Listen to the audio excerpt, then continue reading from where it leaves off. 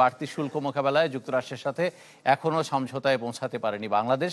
চলছে শুল্ক চুক্তির খসড়া কাটাছেঁড়ার কাজ। তবে বুধবারের বৈঠকে বাড়তে পারে স্থগিতাদেশের সময়সীমা, যেখানে যুক্তরাষ্ট্রের শর্ত থাকবে দেশের বাণিজ্যিক পরিবেশ উন্নয়নে ব্যবসা বান্ধব পরিবেশ নিশ্চিত করা। মাস তিনেক আগে দেশের অর্থনীতিতে হঠাৎই বিস্ফোরা হয়ে দাঁড়ায় যুক্তরাষ্ট্রের আরোপ করা বাড়তি শুল্ক। হুমকিতে পড়ে সবচেয়ে বড় বাজারে বাংলাদেশের পণ্য রপ্তানি। পরিস্থিতি সামাল দিতে ট্রাম্প প্রশাসনকে চিঠি লিখেন স্বয়ং প্রধান উপদেষ্টা। মেলে 90 দিনের স্থগিতাদেশ। এর মধ্যে 200 মার্কিন পণ্যে শুল্ক ছাড়ের ঘোষণা দেয় বাংলাদেশ।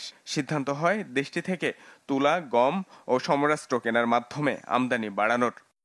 যে শুল্ক, non tariff barriers, intellectual property rights, public procurement, labour rights, environmental issue, যে সমস্ত বিষয়গুলো উল্লেখ করে সমস্যাগুলো বলে দেওয়া হয়েছে, সেই প্রতিটা বিষয়ে আমাদের অবস্থানটা কি। চলতে থাকে দেশটির সাথে শুল্ক চুক্তির কাজ। এরই মধ্যে কয়েক দফায় কাটাছেঁড়া করা হয় চুক্তির খসড়া। দফায় দফায় দেশটির বাণিজ্য বিভাগের সঙ্গে